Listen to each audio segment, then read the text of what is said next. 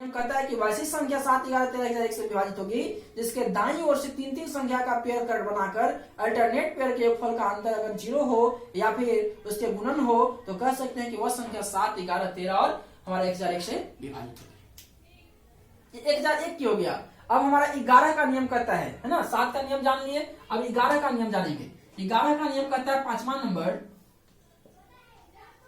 11 का नियम कहता है, क्योंकि हमने देख लिया कि 3 का और हमारा 9 का नियम एक जगह पढ़ लिए। 11 का नियम कहता है कि वैसी संख्या 11 से पूर्णतः विभाजित होगी, वैसी संख्या 11 से पूर्णतः विभाजित होगी, पूर्णतः विभाजित होगी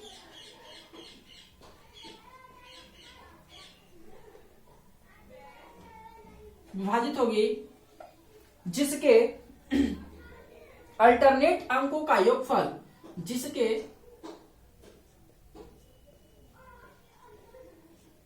अल्टरनेट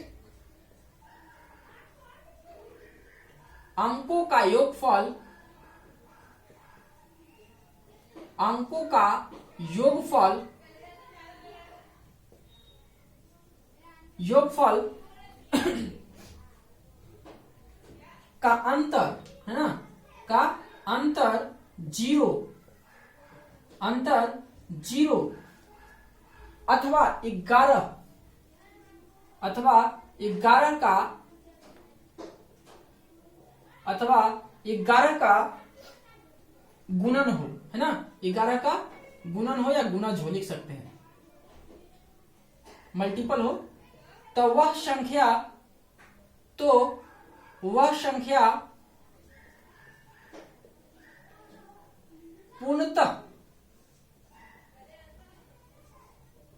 पूर्णतः 11 से विभाज्य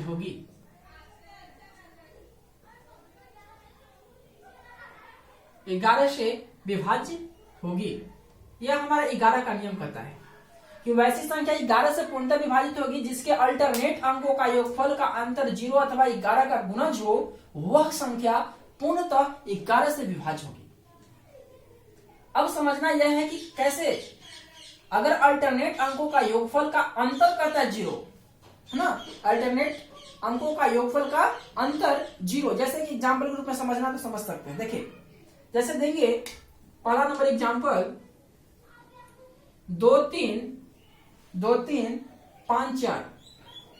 अब देखना यह है कि अल्टरनेट अंकों का योगफल पूछा है, जिसके अल्टरनेट अंकों का योगफल, अल्टरनेट का मतलब एक छोड़ के एक, एक छोड़ के एक, है ना, समझना है। अल्टरनेट का मतलब होता है कि एक छोड़ करके एक, है ना, ऐसे बनाना होता है। तो जैसे 2 का अल्टरनेट कितना है, 5 है, और 3 का अल्टरनेट कितना है, 4 है। ये दोनों संख्या को आपस में क्या करना है, जोड़ लेना है। जोड़ते हैं तो हमको देखने को मिला कि 5 या 2 7 होता है और 4 और 3 7 होता है। इसका वैल्यू 7 ही आया ना, और इसका वैल्यू 7 ही आया। फिर बोला कि दोनों संख्या जो मिलेगा अल्टरनेट अंकों का योगफल और उसका अंतर यानी घटाव 0 होना चाहिए। तो देखिए कि इसको जोड़ने पे 7 और ऊपर वाला को भी जोड़ने पे 7, यानी 7 - 7 जो है 0 आ गया।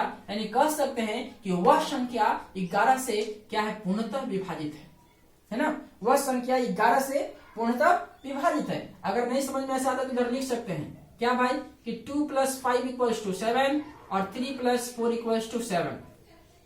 दोनों का घटाव लिया गया, जो वैल्यू आया 0, यानी संख्या 11 यानी 0 अथवा 11 का गुणज हो तो वह संख्या पूर्णतः 11 से विभाज्य है।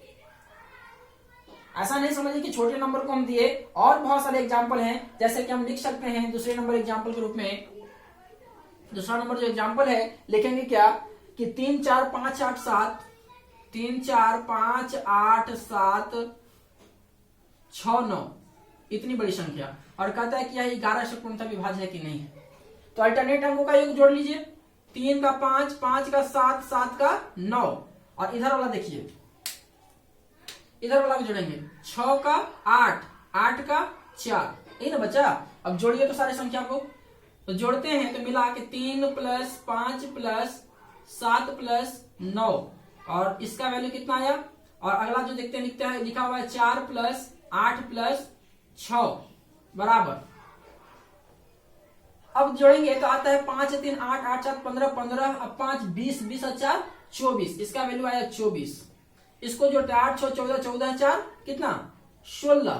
अब बताओ कि 24 में से 16 को जब हम घटाते हैं 8 6 14 15 16 18, सॉरी गलती है 18। अब इसको क्या कहते हैं संख्याओं का अंतर, ये दोनों संख्याओं का अंतर। तो 24 अब माइनस 18, 24 में से जब 18 घटाइएगा तो हमारा वैल्यू मिलता है 6, और 6 जो होता है कभी भी 11 का मल्टीपल नहीं होता है, इसलिए यह संख्या जो है कभी भी जो है कटता नहीं है।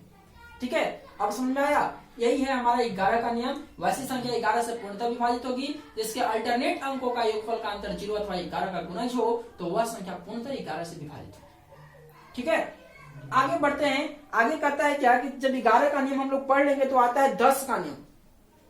तो 10 का नियम सेम ही होता है कि अगर हमारा इकाई अंक पे अगर 0 आता है ना, वैसी संख्या 10 से पूर्णतः विभाजित हो जिसकी इकाई अंक जो है 0 आता है तो वह संख्या पूर्णतः हमारा 10 का विभाज्य होती है।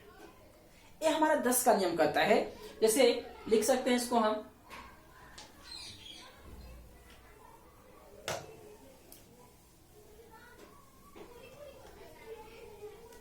जैसे हम देखते हैं 10 का नियम। अब 10 के बाद हम लोग एक और स्पेशल नियम पढ़ेंगे। स्पेशल नियम यह कहता है कि 11 7 13 1001 इस सबसे कौन कौन संख्या विभाजित होता है वो भी देखेंगे हम लोग। ये सब स्पेशल नियम है जो हम लोग एसएससी वगैरह में जो इस सबसे क्वेश्चन आती है।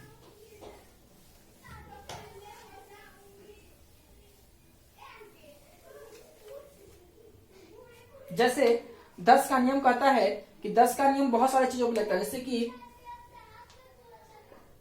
10 100 1000 फिर 10,000, ठीक है 10,000, इस तरीके जितने भी संख्या हैं ये सारी संख्याओं का नियम इसे बताया जा रहा है ना, का नियम है हम बता रहे हैं। ये सारा नियम एक ही पे 10 पे लगा देते हैं। जो इकाई पे कितना 0 अगर होता है तो वह संख्या पूर्णतः जो विभाजित हो जाती है सारी संख्या। इसमें सबसे पहले हम लोग जानेंगे 10 का नियम। 10 का नियम कहता है, छठा नंबर हम लोग पढ़े थे ना। 10 का नियम कहता है, 10 का नियम कहा कि वैसी संख्या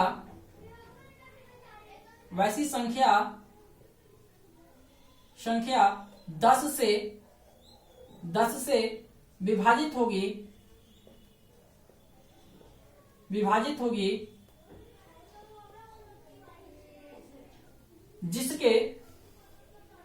जिसके इकाई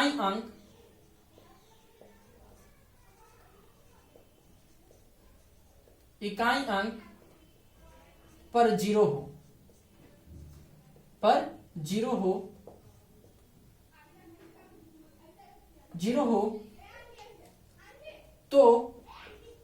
तो वह संख्या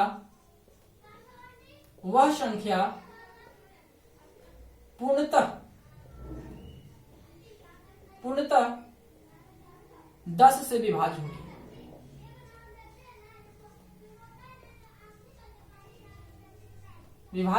होगी।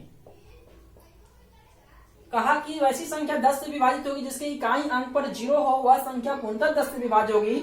यानी हम कह सकते हैं कि 10 का नियम जो होता है हमारा 10 पे 20 पे 30 पे 40 पे 100 पे 140 पे 500 पे, ये बहुत